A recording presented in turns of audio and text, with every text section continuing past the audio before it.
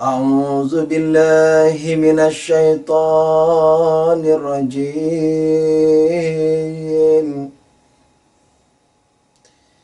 بسم الله الرحمن الرحيم.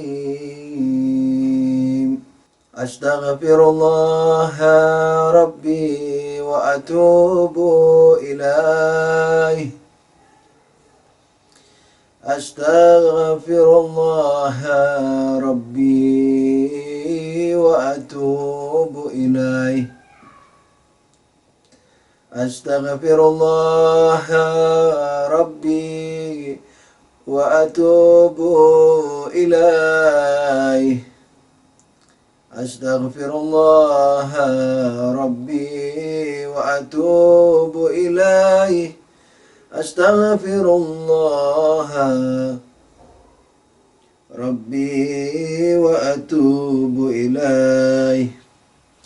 والحمد لله رب العالمين.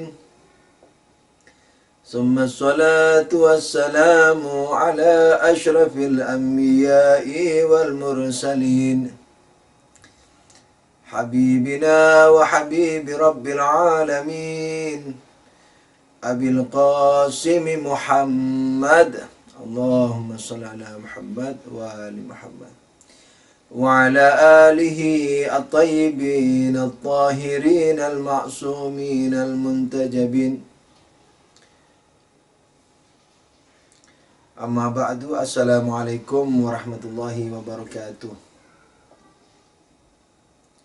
السلام عليك يا صاحب الزمان. السلام عليك يا صاحب الأمر والزمان يا مولى مهدي. ورحمة الله وبركاته.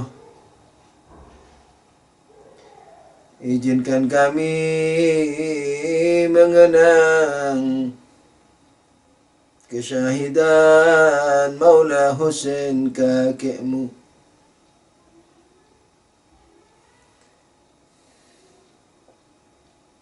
Hingga dapat menyertai dukamu ya Maula Mahdi. Hingga dapat menyertai dukamu. Hingga dapat menyertai dukamu ya Maula Mahdi.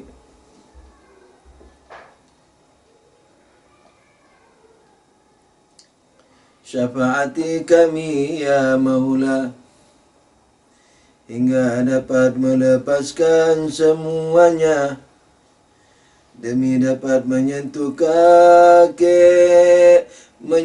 kaki kakekmu Husain. Hingga dapat melihat derita Maula Husain. Fokuskan jiwa kita ke Karbala. Sallallahu alaika ya Aba Abdillah. Sallallahu alaika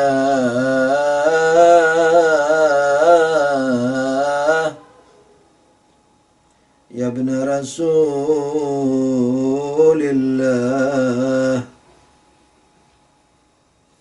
Sallallahu alaika ya Aba Abdillah al-Husain.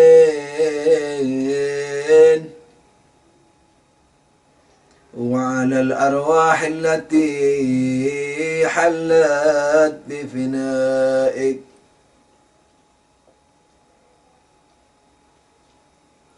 صلى الله عليك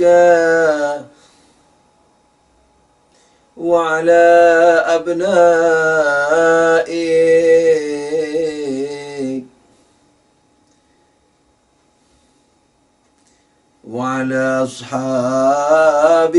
المقتولين في كربلاء. يا ليتنا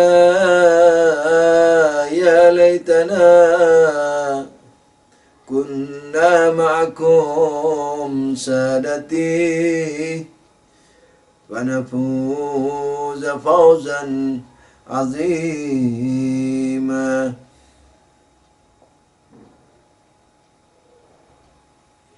Salam padamu ya Maula Husain.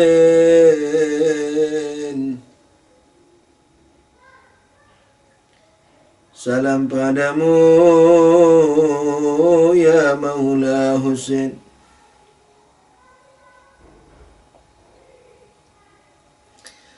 Salam padamu ya Maula Husain. Dan ke atas putra-putramu ya Husain. Dan ke atas para sahabatmu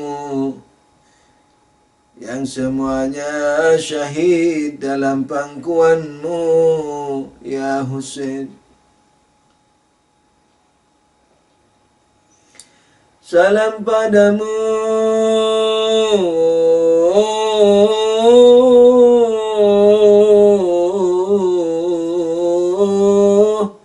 ya Maula, ya Maula, ya Maula, ya Maula Husain.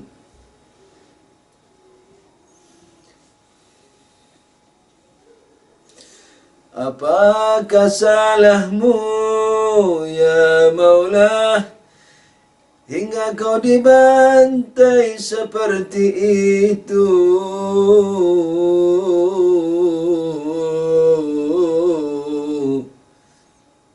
Hingga kau dibantai seperti itu.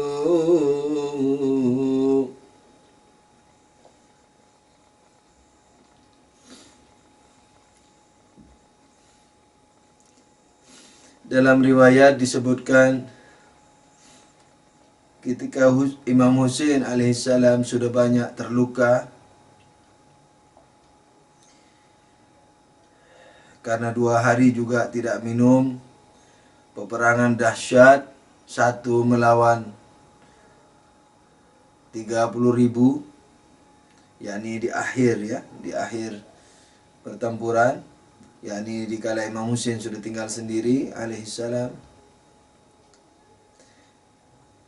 Karena lelahnya Imam Husain memicu kudanya ke dekat kemah untuk beristirahat.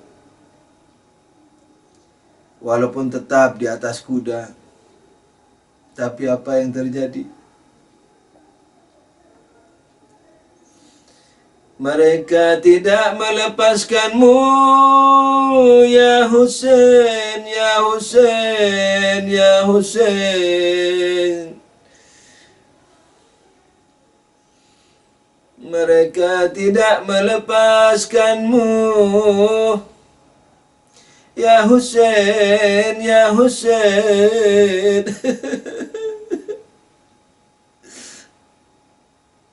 Saya pernah baca riwayatnya sendiri. Ada yang melempari batu sehingga mengenai kening Imam Husain. Mereka tak melepaskanmu ya Maula Husain.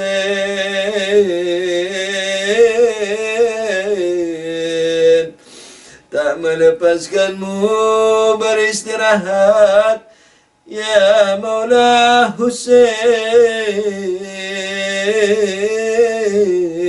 ya Maula Husain.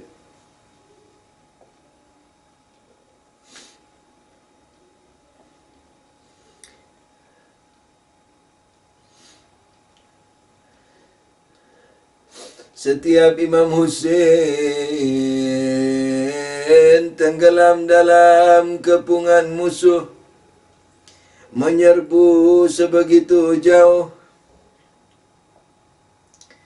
Orang yang takut tertebas pedang Imam Husain orang-orang yang takut tertebas pedang Imam Husain. Mereka berteriak, serbu kemah, serbu kemah. Mereka berteriak untuk menghilangkan fokus Imam Husain, untuk memecah pikiran Imam Husain. Sehingga berkali-kali Imam Husain maju, sudah jauh menebasi banyak lawan, mundur lagi. Karena demi melindungi kemah-kemah para wanita, kemah-kemah cucu-cucu Nabi, kemah-kemah putri-putri para syuhada dari keluarga dan sahabat Imam Husain yang wajib dilindungi. Ya Maula Husain,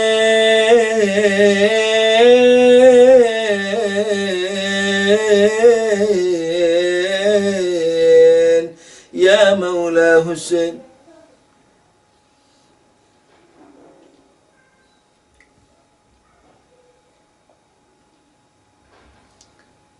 Maafkanlah kelancangan ini ya Sayyidi, ya Maula, ya Maula.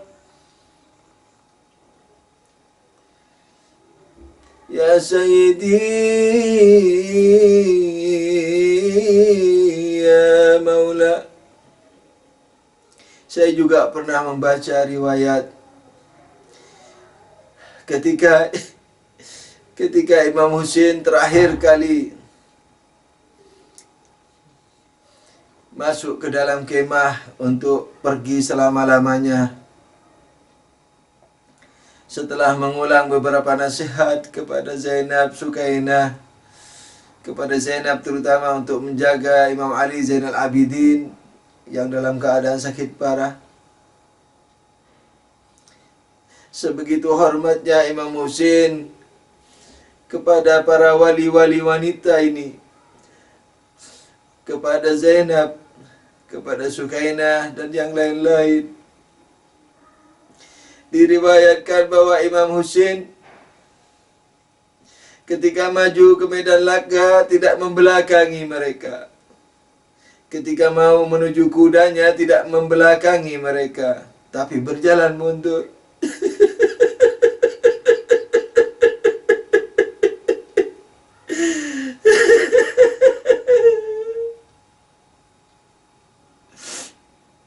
Ya Allah. Berjalan mundur, mundur,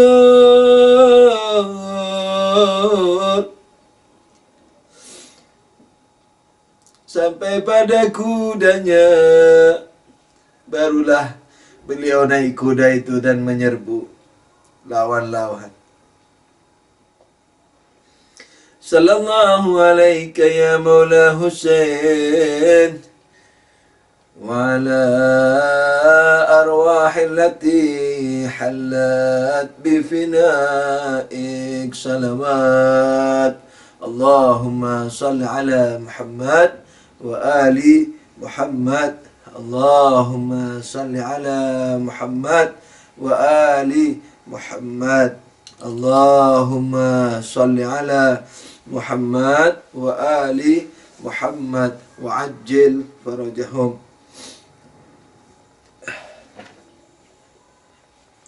Alhamdulillah, kita panjatkan puji syukur kehadirat Allah Subhanahu wa taala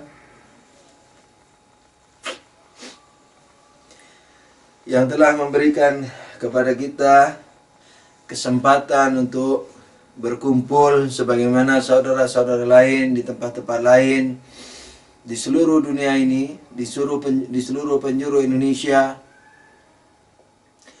di seluruh dunia ini. Semoga semuanya diterima oleh Allah Subhanahu wa taala. Kita wajib mensyukuri nikmat yang besar ini yang diberikan kepada kita dan kepada mereka semuanya. Semoga tragedi Karbala ini dapat meruntuhkan semua yang menjadi kendala kita untuk menuju kepada Allah Subhanahu wa taala, menuju kepada Islam yang kafah, Islam yang hakiki, menuju ketakwaan yang hakiki, dan seterusnya. Amin ya rabbal alamin. Saya juga mengucapkan terima kasih kepada antum yang selalu setia mendatangi majlis yang hanya mendengarkan suara ini, yang telah menyisakan waktu, mempersiapkan waktu untuk menyemarakkan syiar Imam Husain alaihissalam. Semoga diterima semuanya. Jangan lupa juga bantulah saya dengan keikhlasan antum karena Allah, kehusyukan dan doa. Semoga sehingga saya dapat menyampaikan apa yang harus disampaikan dengan baik sesuai dengan ridha Allah Subhanahu wa taala dan diterima oleh Dia. Amin ya rabbal alamin. Untuk kajian kita malam ini adalah meneruskan bahasan kita terhadap dua ayat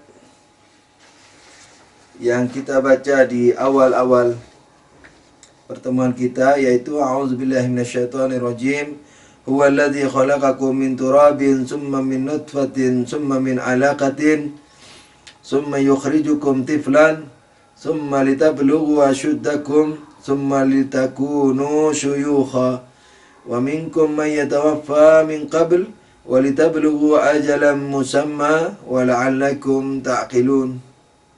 Dan di ayat yang lain, fa idza sawaituhu wa nafakhtu fihi min ruhi faqa'u lahu sajidin. Kita sudah membahas 6 mukaddimah. Pertama, bahwa badan kita memiliki ruh. Yang kedua, hubungan antara ruh dan badan. Yang ketiga, mata rantai silsilah sebab akibat. Yang keempat, berhentinya mata rantai silsilah sebab akibat sehingga kembali sehingga berhenti pada suatu sebab yang tidak berbatas, yang tidak memiliki batasan. Yang keempat adalah bahwa yang tidak terbatas itu tidak memiliki rangkapan dan tidak pula memiliki jumlah. Yang kelima, bahwa yang tidak terangkap itu, yakni Allah Subhanahu wa taala tidak mencipta rangkapan.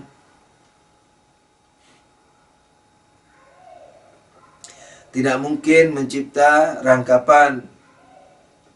Yang keenam, bahwa yang tidak terbatas itu hanya mencipta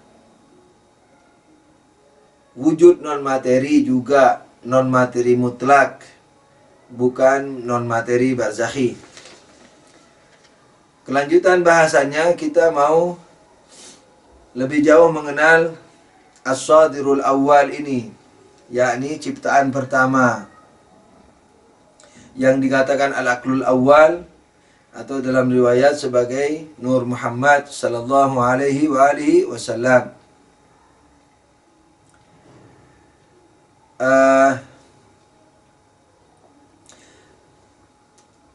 Karena Allah tidak terbatas dan tidak memiliki rangkapan, sudah pasti makhluk pertamanya itu juga tidak memiliki rangkapan. Secara de factonya, secara wujud luarnya, wujud hakikinya. Tapi dia sudah memulai rangkapan dalam bentuk zihninya, dalam bentuk ilmunya. Yakni bagaimana? Yakni bahwa dia terangkap dari dua setidaknya. Pertama, dia adalah dia, yakni akal satu adalah akal satu. Malaikat pertama ini ya, makhluk pertama ini adalah makhluk pertama. Dan rangkapan keduanya adalah apa? Bahwa makhluk pertama bukan Tuhan. Nah, pembukanan kepada Tuhan ini, pembukanan Tuhan terhadap dirinya ini penegasian. Jadi kekurangan. Tuhan memang dikatakan, kita memang mengatakan bahwa Tuhan bukan akal pertama, tapi pembukanan ini penegasian terhadap kesempurnaan terbatas. Jadi kesempurnaan bagi Tuhan, bukan penegasian kesempurnaan. Karena akal awal, akal pertama itu adalah sekalipun sempurna dia terbatas. Jadi penegasian keterbatasan yakni ketidakterbatasan. Berarti kesempurnaan bagi Tuhan, bukan penepian kesempurnaan, bukan pengambilan kesempurnaan, pengurangan kesempurnaan, bukan seperti itu. Tapi kalau akal satu dikatakan bahwa dia bukan Tuhan, pembukanan ini namanya apa? Penegasian yang menunjukkan kekurangan. Jadi minimal dalam ilmu kita, akal satu ini sudah memiliki dua dimensi. Pertama, dia adalah dia bukan Tuhan. Nah, kemudian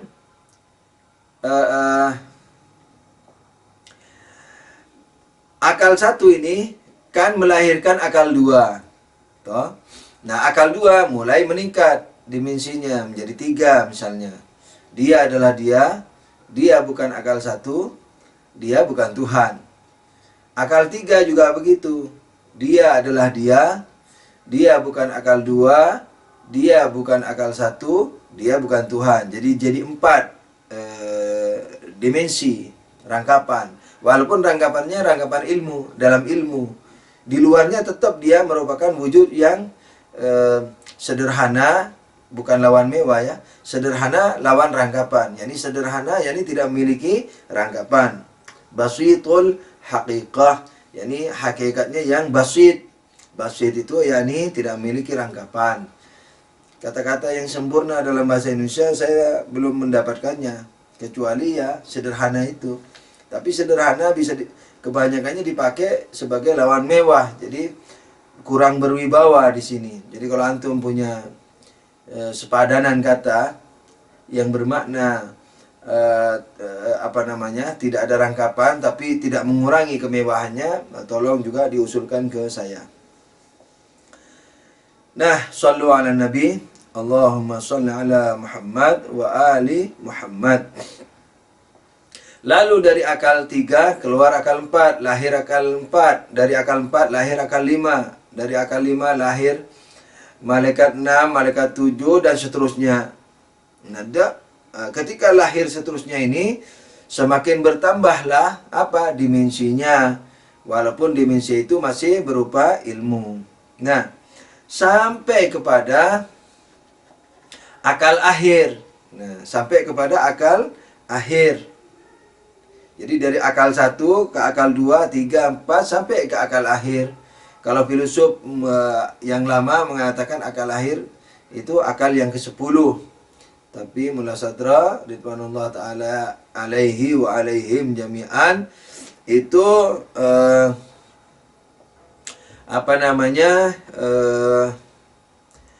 telah dibuktikan bahwa tidak mungkin ditentukan hanya dalam 10.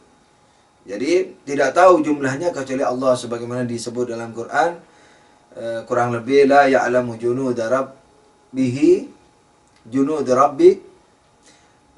Saya sudah lupa ayatnya, artinya illa huwa, yani sebentar dulu, la ya'lamu, tidak ada yang tahu jumlah tentaranya kecuali dia sendiri.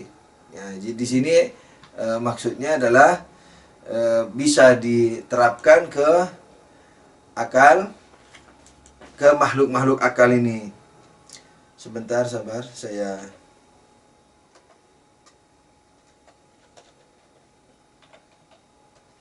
Carikan ayatnya.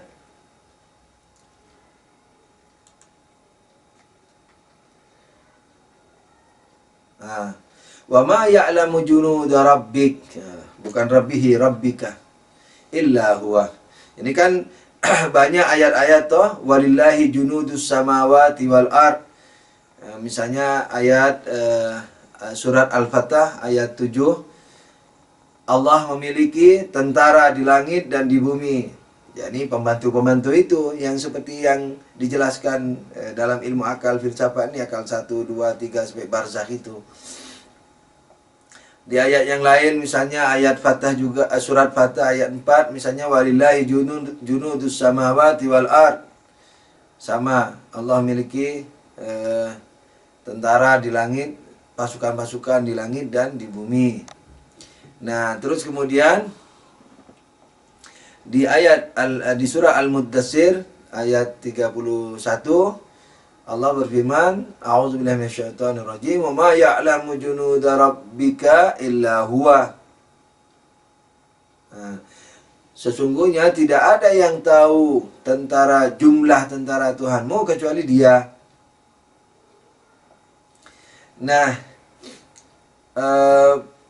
setelah Mullah Sadra membuktikan bahwa dalil-dalil yang mengatakan bahwa makhluk akal itu, gelombang pertama yang disebut akal itu, yang juga disebut Jabarut itu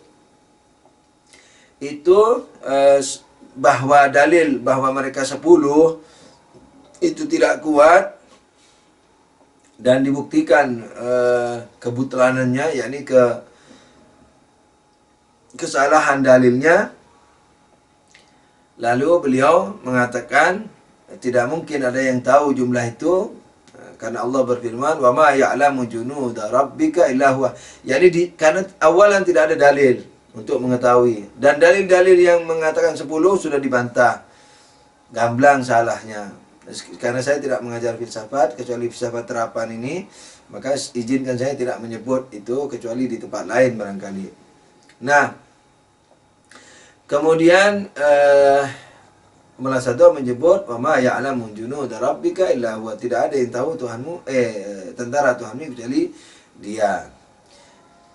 Nah, dalam Al-Qur'an ada isyarat. Jadi ada isyarat bahwa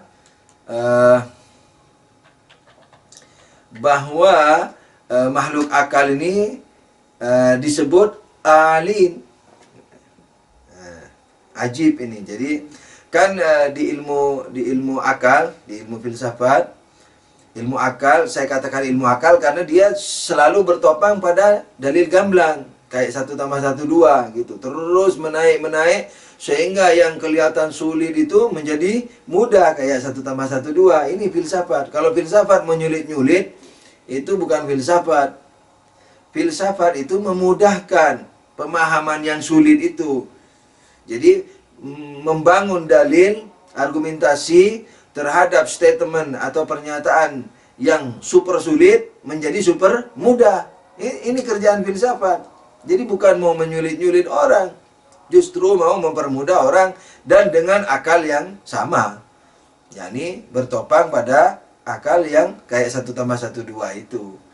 Karena itu bisa dijadikan hujah untuk memahami Quran, jadi kayak nahwu shorof, kayak bahasa Arab, syarat untuk memahami Al-Quran. Nah, filsafat ini sekalipun bukan syarat mutlak, tapi sangat menyempurnakan seseorang untuk lebih memahami ayat dan riwayat. Sebenarnya kalau filsafat terapannya sudah banyak dipraktekkan di zaman Nabi, Allah, Nabi semua. Jadi filsafat prakteknya, filsafat aplikasinya, filsafat aplikatifnya sebagaimana yang kita bahas ini yang dibahas, walaupun mungkin lebih sederhana, karena Nabi tidak mungkin berbicara kecuali menurut kemampuan masing-masing umat. Sallu ala Nabi.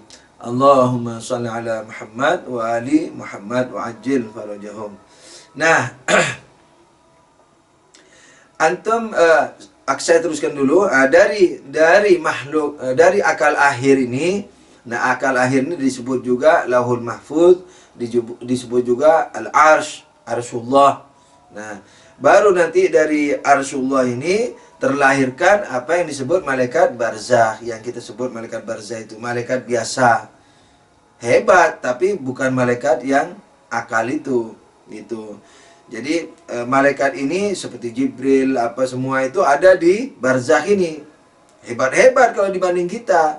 Tapi dibanding yang malaikat yang di atas, ini kalah hebat sudah tentu. Makanya kalau antum masih ingat bahwa Nabi waktu Isra Mi'raj ketika sampai ke kaki Arsy, nah, malaikat Jibril mengatakan, "Wahai Rasul, sekarang saya tidak bisa mengantar lagi. Kalau kalau saya melangkah selangkah saja,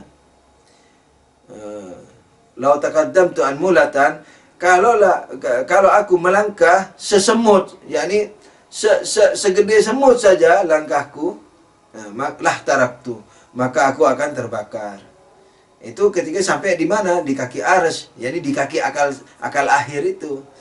Kenapa? Karena malaikat Jibril alaihissalam ini sudah memiliki dimensi, ya, dimensi aktual yang aktif. Kemarin itu kan kita bahas aktif, tapi bentuk aktifnya jangan diartikan bentuk aktif materi, ya, yang aktif. Sementara di Lauhul Mahfuz tenang, makanya disebut mahfuz, terjaga, yakni terjaga dari kesalahan, terjaga dari aktivitas perubahan-perubahan, tidak ada di situ.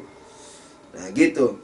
Nah, kalau beliau, yakni malaikat Jibril, maju sedikit terbakar. Karena apa? Karena beliau malaikat barzah, sementara yang di atasnya ini, Arsy ini adalah akal akhir. Ya, dia akal akhir. Jadi kalau antum masih ingat Isra Mi'raj, malaikat Jibril di suatu makam, yakni di kaki Arsy, berkata kepada Nabi sallallahu alaihi wasallam, sallu ala Nabi, Allahumma shalli ala Muhammad wa ali Muhammad. Wahai Nabi, aku sudah tidak bisa mengikuti antum lagi. Kalau aku maju sesemut saja, selangkah kecil saja, seatom saja, lah taraktu, aku akan terbakar. Nah, itulah mengapa Nabi lebih mulia dari malaikat Jibril, karena Nabi terus. Nah, jadi terus masuk akal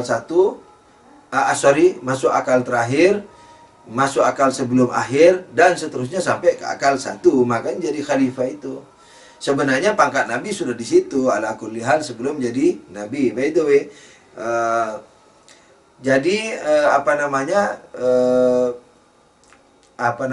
setelah terciptanya, saya ingatkan satu lagi. Ketika Nabi Adam dicipta oleh Allah, nah kan, seperti ayat yang selalu saya ulang ini, yaitu mana sudah ayat yang berbunyi di surat Al-Hijr 29, fa idza sawaituhu wa nafakhtu fihi min ruhi faq'u lahu sajidin. Ketika telah badan Nabi Adam sudah terbentuk, sudah kubentuk, kata Tuhan, dan sudah kutiupkan ruhku, maka para malaikat menjatuhkan diri bersujud. Nah, ketika antum kalau masih ingat, ketika Allah memerintah malaikat bersujud itu, kan iblis yang dari jin, tapi karena saking hebatnya dia taat kepada Allah sampai ke tingkat malaikat, sehingga dia termasuk diwajibkan bersujud pada Nabi Adam, lalu dia tidak sujud. Nah, kan Tuhan mengatakan fasajadal malaika. Sebentar dulu, saya carikan ayatnya. Fasajada.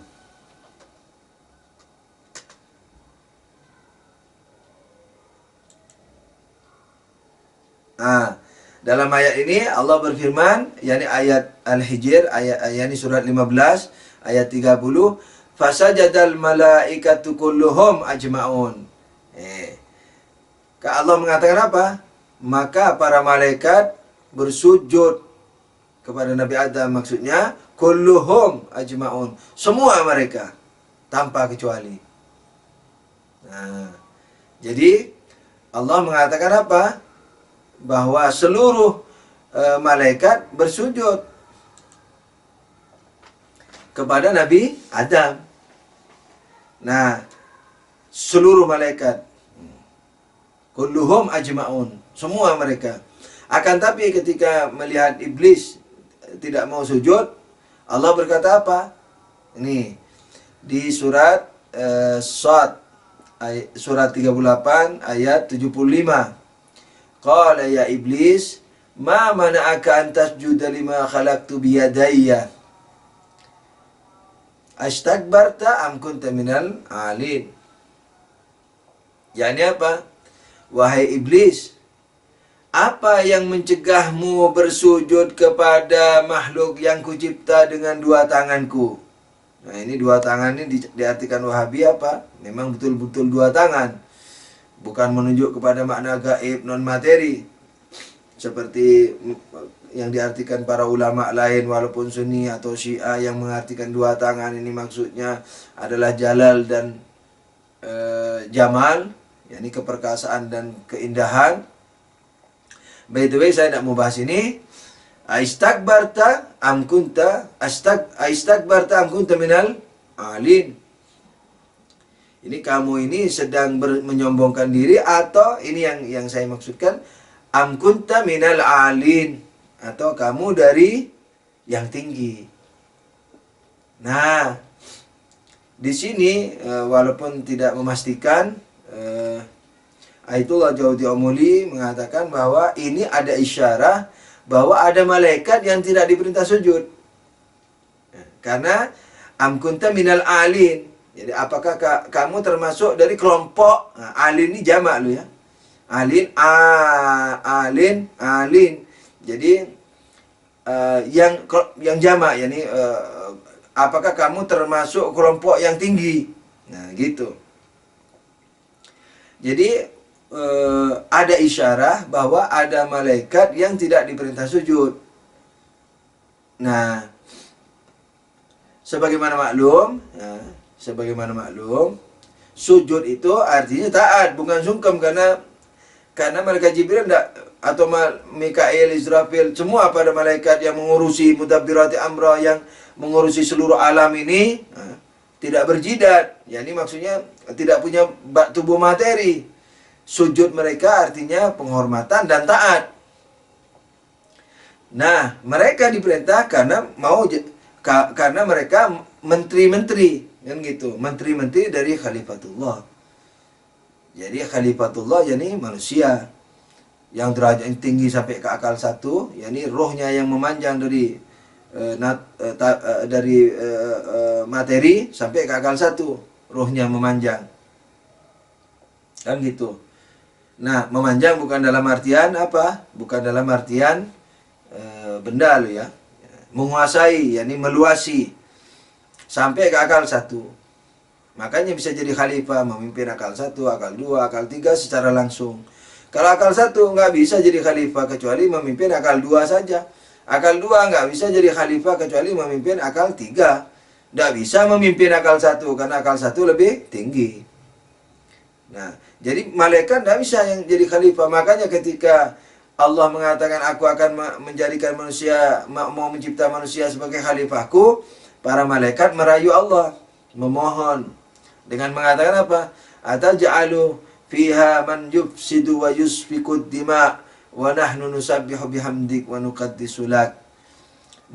Apakah engkau ya Allah akan mencipta makhluk yang saling berbunuh-bunuh, membuat kerusakan dan berbunuh-bunuh?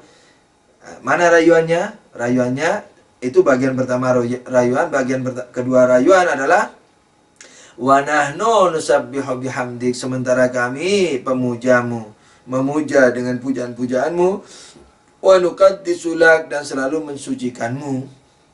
Apa maksudnya?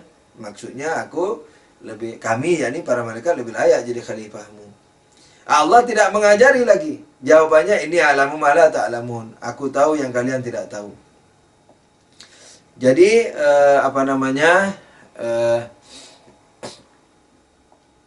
karena sebagaimana sudah diterangkan kemarin bahwa yang namanya non materi ini dari awal sampai akhir yang mau diberikannya sudah itu. Maka itu tidak bisa ditingkatkan lagi. Makanya Allah mengatakan ini alamu mala ta'lamun. Tidak mungkin Allah menjelaskan apa-apa yang di akal satu kepada malaikat barzakh, apa yang ada di akal dua, karena tidak tidak memiliki potensi untuk mengerti. Jadi jiwanya, wujudnya, seluruh keberadaannya tidak memiliki keluasan pengetahuan itu. Karena pengetahuan dalam ilmu huduri ya bendanya itu. Jadi pengetahuan ya ruhnya itu, ya malaikatnya itu, ya orangnya yang tahu itu. Jadi dalam ilmu huduri dan non materi yang namanya ilmu yang mengetahui objek ilmu semuanya satu, tidak ada di luar dirinya. Jadi kalau mau memberitahu tentang akal satu, berarti akal satu dibawa ke derajat malaikat, ya hancur malaikatnya. Dan akal satunya juga nggak bisa dibawa ke situ, terlalu tinggi. Begitu. Sallu ala Nabi. Allahumma salli ala Muhammad wa ali Muhammad. Kembali kepada masalah kita. Nah, makhluk-makhluk akal ini disebut dalam Quran, diisyarahi dalam Quran sebagai alin, kelompok yang tinggi. Yani yang boleh tidak sujud kepada Nabi Adam karena memang tidak diperintah sujud. Kenapa tidak diperintah sujud? Nah, karena sujud ini artinya taat, menjalankan pemerintahan. Pemerintahan di mana? Di alam materi. Nah, penghormatan dan taat ini tidak ada pada akal akhir, apalagi sebelum akhir, apalagi sebelum akhir. Karena yang aktif mau mengurusi alam materi yang disebut dalam Quran fal mudabbirati amra, demi malaikat-malaikat pengurus segala urusan, segala urusan bumi. Nah, yang mengurusi ini hanya malaikat barzakh, bukan malaikat yang tinggi. Jadi pemerintahan itu dimulai dari arsy. Arsy sebagai tempat memerintah, makanya disebut arsy, singgasana. Menteri-menterinya para malaikat ini. Kemudian rakyatnya mana? Alam materi, begitu. Jadi mengatur di sini kan bukan hanya mengatur, memberadakan, melahirkan, mewujudkan, itu semua. Jadi meniupkan ruhnya segala macam, begitu. Jadi melahirkan materi dan pengaturan materi. Nah, dari akal akhir ke barzakh, dari barzakh ke materi. Begitu, karena dimensinya sudah mulai dekat dengan materi sehingga layak untuk menciptakan materi. Nanti akan disempurnakan ini antara alam barzakh dan alam materi. Nah, saya ulang, ini mukadimah ke-7. Mukadimah ke-8 hanya penyimpulan bahwa kelompok pertama yang disebut akal, bukan akal manusia ya, makhluk, yakni malaikat yang hebat, tidak ada rangkapan sedikit pun, walaupun seperti rangkapan dalam mimpi-mimpi yang kita lihat itu, tidak ada. Nah, itu disebut malaikatul ulya. Jadi sesuai dengan isyarah ayat tadi ini, surat 38 Shad, yakni surat Shad ayat ke-75. Am kunta minal alin, wahai iblis, apakah kamu sedang menyombongkan diri ini sekarang, atau memang betul-betul tidak diperintah sujud karena kamu dari kelompok yang tinggi itu, gitu. Jadi disebut alin. Apalagi disebut dalam Quran ya. Kalau dalam istilah ulama, filosof, arif, disebut jabarut. Disebut jabarut.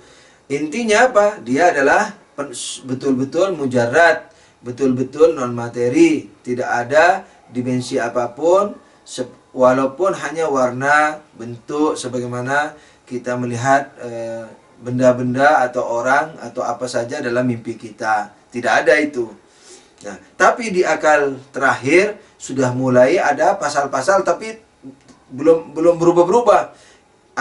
Belum sampai ke tingkatan perubahan, keaktifan. Makanya disebut lahul mahfuz. Jadi semua tertera secara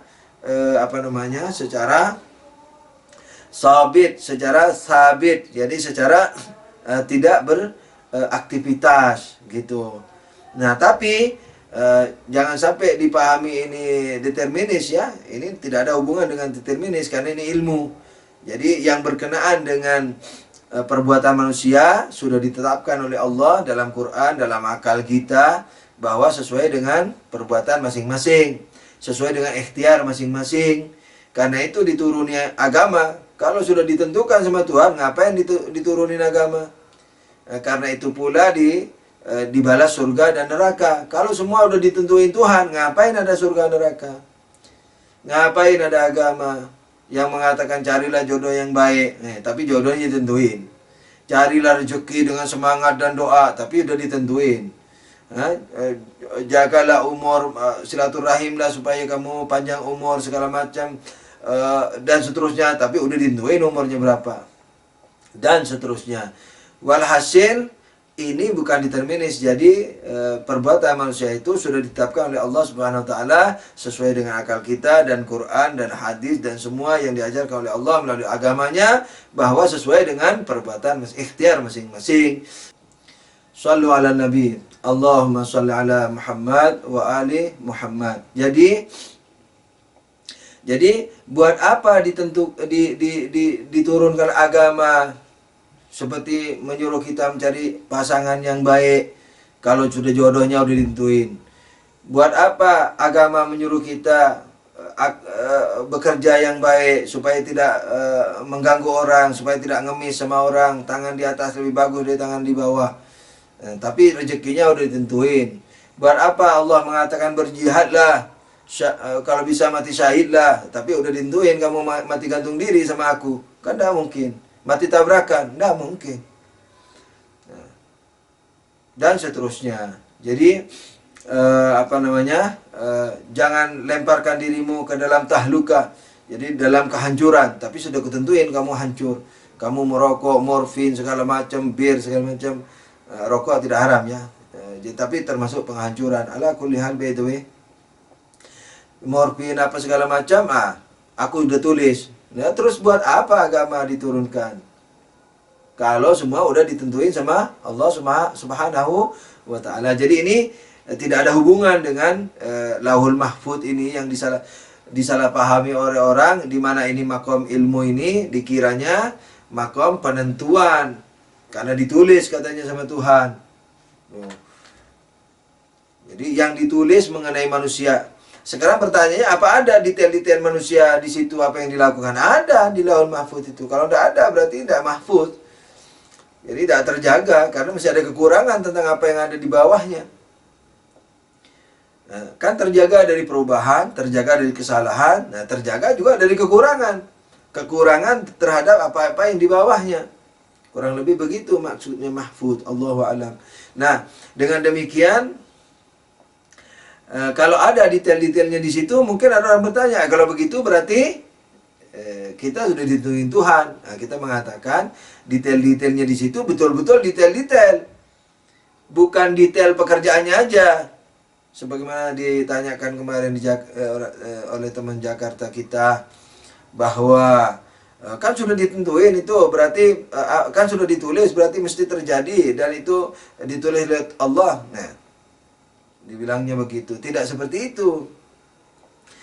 Karena yang ada di pikirannya itu hanya kejadiannya saja. Si Fulan terbunuh, Imam Husain terbunuh, Yazid membunuh, si Fulan minum bir, si Fulan begini, si Fulan begini. Berarti kan ditentuin. Nah, melihatnya seperti itu. Padahal betul-betul detail. Nah, detailnya bagaimana? Nah, begini nih. Jadi kalau mau detailkan sekalian, jangan tanggung-tanggung. Detailnya bagaimana? Begini nih. Si Fulan minum bir tanggal sekian, jam sekian, atas ikhtiarnya sendiri. Imam Husain akan terbunuh syahid di Karbala atas ikhtiarnya sendiri dalam membela agama Islam, kayak begitu. Yazid membunuh Husain atas ikhtiarnya sendiri. Jadi maksudnya yang diketahui Tuhan sebelum terjadi. Kan ilmu Tuhan tidak terbatas. Nah, ilmu tidak menentukan objek ilmu. Karena itu kalau kita lihat orang terjun payung, dua payungnya tidak berkembang, kita mengatakan, oh mati ini dah. Nah, karena di bawah kebetulan bukan laut, bukan air, tapi tanah, oh mati. Nah, padahal kita melihat dia belum mati kan, beberapa detik kemudian. Nah, tapi kita sudah tahu dia akan mati secara pasti. Nah, pengetahuan kita itu walaupun sebelum terjadinya tidak menentukan orang yang terjun payung, yang dua payungnya tidak berkembang itu jadi mati. Nah, ala kulli hal, saya tidak berpanjang lebar lagi. Saya kadang-kadang saya terpaksa mengulang, walaupun saya katakan tidak mengulang lagi, karena ajib ini masalah takdir, susahnya diangkat dari pikiran kita orang yang sudah syi'i ini, yang sudah punya imam yang mengajarkan itu tidak adil pada Tuhan, keimanan seperti itu tidak adil, susah banget. Kenapa? Karena sudah di doktrin kita sejak kecil. Makanya saya kadang-kadang ulang-ulang, walaupun saya rinci nggak rincinya tergantung keadaan. By the way, sallu ala nabi. Allahumma salli ala Muhammad wa ali Muhammad wa ajil farajahum.